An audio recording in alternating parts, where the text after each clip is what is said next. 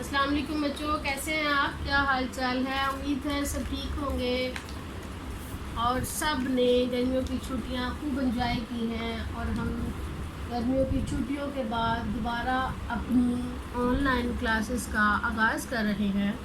تو بچوں، ہم نے اس سے پہلے اپنی اسلامیات کی کتابیں کھولیں اور ہم دیکھتے ہیں کہ ہم نے اس سے پہلے جو ہماری کلاسز ہوئی تھیں اس میں ہم نے کتنے اسباق پڑھے تھے۔ ہم نے اس میں پڑھا تھا اسلام کے عقائد، زکوٰۃ کا مختصر ہم نے پڑھا تھا تعارف، اس کے بعد اللہ تعالیٰ کے حقوق، نزول وحی، اسلام کی دعوت، قریش کی مخالف اور حضور اکرم صلی اللہ علیہ وسلم کی ثابت قدمی، ہجرت حبشہ، اور اب ہمارا نیا سبق ہے ایمانداری۔ ایمانداری کا سبق ہے ہمارے پاس صفحہ نمبر 47 پر۔ اپنی کتاب کے صفحہ نمبر 47 کو کھولیں، اس پہ ہم پڑھتے ہیں۔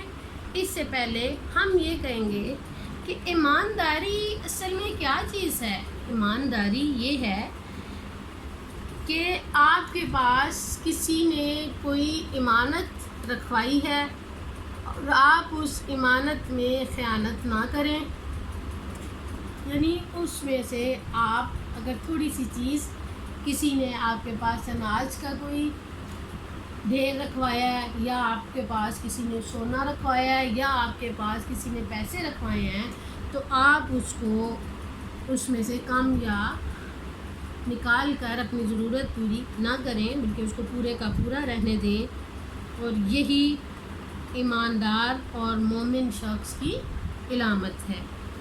ٹھیک ہے؟ آپ صلی اللہ علیہ وسلم سے زیادہ مومن اور ایماندار انسان کوئی بھی نہیں تھا۔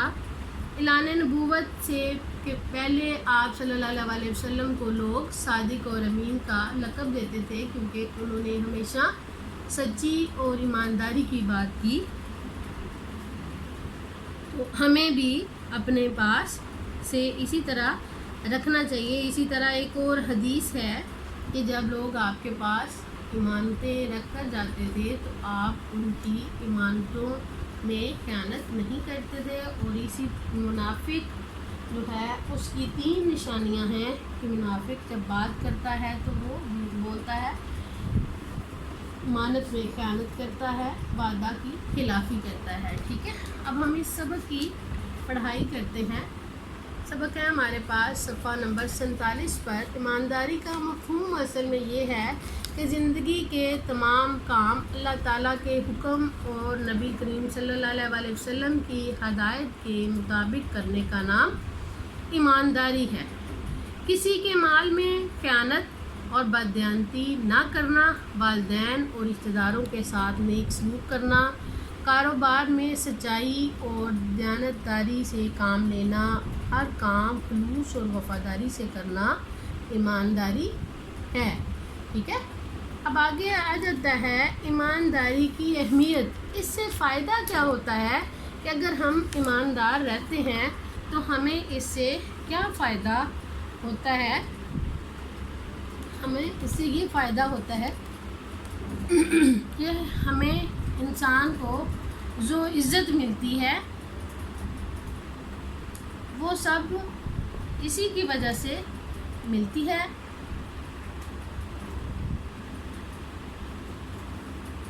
ایمانداری سے انسان جو کامیابی اور عزت حاصل کرتا ہے، دوسرے نمبر پہ ایمانداری سے دل کو سکون ملتا ہے۔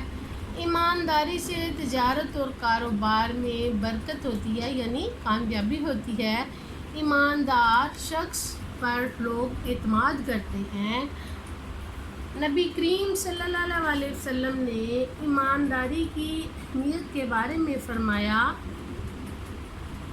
اور ایک بات اور آپ کو بتاؤں کہ ایک بات آپ کو اور بتاؤں کہ یہاں پہ اگر نبی صلی اللہ علیہ وسلم کی جو بات بتائی جاتی ہے وہ ہمارے پاس حدیث ہوتی ہے، اور جو قرآن کا ذکر ہوتا ہے، قرآن کا فرمان ہوتا ہے، وہ ہمارے پاس ارشاد اللہ تعالیٰ ہوتا ہے، ٹھیک ہے۔ اب سب سے پہلے ہم نے ذکر کیا نبی صلی اللہ علیہ وسلم کے فرمان کا کہ قیامت کے دن سچا اور ایماندار تاجر نبیوں، صدیقوں اور شہیدوں کے ساتھ ہوگا۔ اور دوسری جگہ پہ قرآن مجید میں اللہ تعالیٰ کا ارشاد آتا ہے کہ اللہ تعالیٰ نے قرآن مجید میں کیا فرمایا ہے۔ اللہ تعالیٰ نے قرآن مجید میں فرمایا ہے والذین ھم لامانتہم وعہدہم راعون، اور جو امانتوں اور اقراروں کو ملحوظ رکھتے ہیں وہی اللہ تعالیٰ کے نیک اور برگزیدہ بندے ہیں، ٹھیک ہے۔ آگے صفحہ نمبر 48 ہے، وہاں پہ نبی صلی اللہ علیہ وسلم کی ایمانداری ہے کہ آپ صلی اللہ علیہ وسلم کی ایمانداری بہت مشہور ہے اور آپ ہمیشہ سے صادق اور امین تھے۔ رسول اللہ صلی اللہ علیہ وسلم بہت دیانتدار تھے، اہل مکہ آپ کے دشمن تھے، لیکن آپ پر اتنا اعتماد کرتے تھے کہ اپنی قیمتی چیزیں اور قیمتی سامان آپ کے پاس امانت کے طور پر رکھ دیتے تھے۔ لوگ آپ کو امین کے لقب سے پکارتے تھے۔ جب رسول اللہ صلی اللہ علیہ وسلم نے مدینہ منورہ کی طرف ہجرت کی تو کئی لوگوں کی امانتیں آپ کے پاس تھیں۔ اس وقت آپ کی جان سخت خطرے میں تھی، لیکن اس کے باوجود آپ صلی اللہ علیہ وسلم نے حضرت علی کو نصیحت کی کہ رسول اللہ صلی اللہ علیہ وسلم کی تمام امانتیں لوگوں تک پہنچا دی جائیں اور خود وہ مدینے آ جائیں۔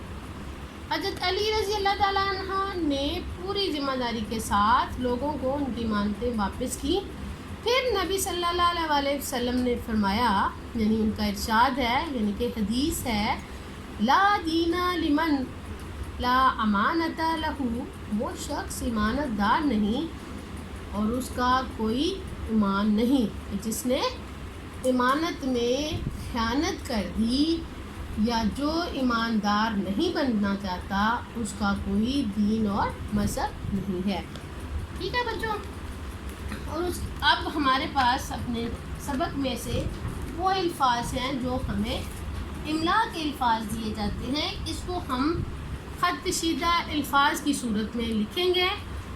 سبق ایمانداری، عنوان پڑھائی، خط کشیدہ الفاظ، مفہوم، حکم، مطابق، خیانت، بددیانتی، والدین، رشتہ داروں، ساتھ، نیک، کاروبار، سچائی، کامیابی، تجارت، اعتماد، اہمیت، دشمن، قیمتی، لقب، نصیحت، خطرے، ذمہ داری، امانت۔